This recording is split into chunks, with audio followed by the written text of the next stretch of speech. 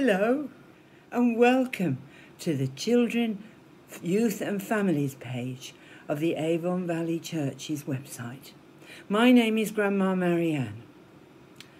I do hope that last Sunday you heard the first part of the story of Ruth and Naomi and how very kind Ruth was to her mother-in-law. Well, I'm going to read you the second part of the story today. And there are other kind people about in my part of the story too. You listen out for them. The townswomen of Bethlehem welcomed Naomi back, but they were sorry to see her so poor and unhappy. In those days, women could not earn a living, and Naomi had no husband or sons to provide for her. But God had given the Israelites special laws so that they would help all those in need. Farmers must allow poor and hungry people to come into their harvest fields and pick up any stray stalks of grain that the reapers had dropped or overlooked. That was called gleaning. When Naomi and Ruth arrived in Bethlehem, they were harvesting the barley.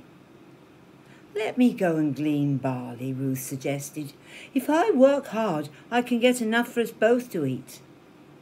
Ruth set out early and chose one field where the reapers were working busily.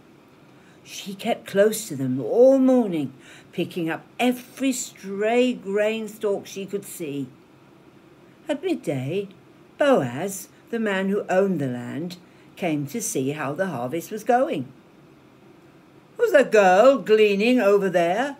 he asked, pointing at Ruth. "Oh, she's a foreign girl from Moab," one of his men told him. "Naomi's daughter-in-law." Now Boaz had heard about Ruth, for news travels fast in a small town. He went across to her. "Keep near my reapers for the rest of the harvest," he said. "I will see that they leave you in peace. When you're thirsty, drink from the water that my men have drawn. Now, come and have some dinner." "Why are you so kind to me?"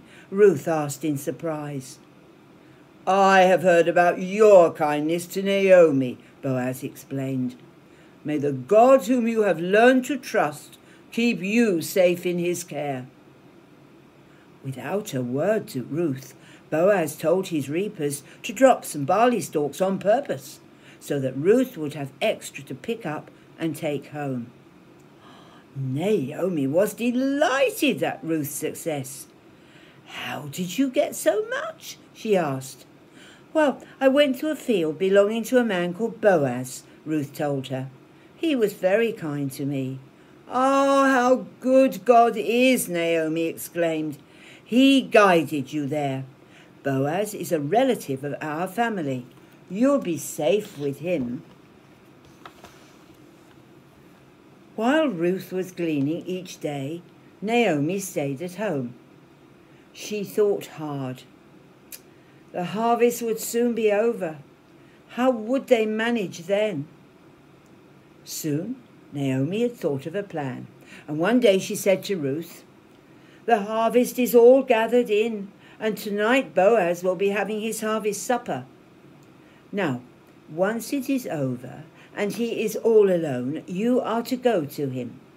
Ask him to protect and care for us because we are members of his family." Well, although Ruth was a bit shy, she did exactly as Naomi had told her. Boaz was delighted that Ruth had chosen to come to him for help. He listened carefully to what she had to say, and then he sent her home with a generous present of grain for Naomi. Naomi was satisfied. "He is a good man," she said.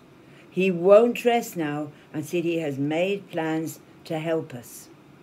Now, Boaz wanted very much to marry Ruth, and when she agreed, he took her home to his own farmhouse. Naomi was as excited as Ruth and Boaz when their first baby was born.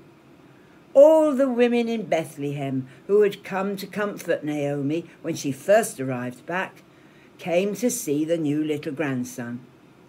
They told Naomi how happy they were that God had brought her joy and prosperity through Ruth, her loyal and loving daughter-in-law.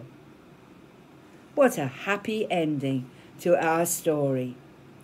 And what about kindness?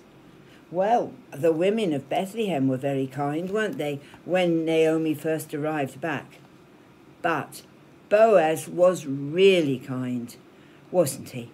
He looked after Ruth and Naomi, gave them new hope and happy lives ahead. Shall we say a prayer before we finish?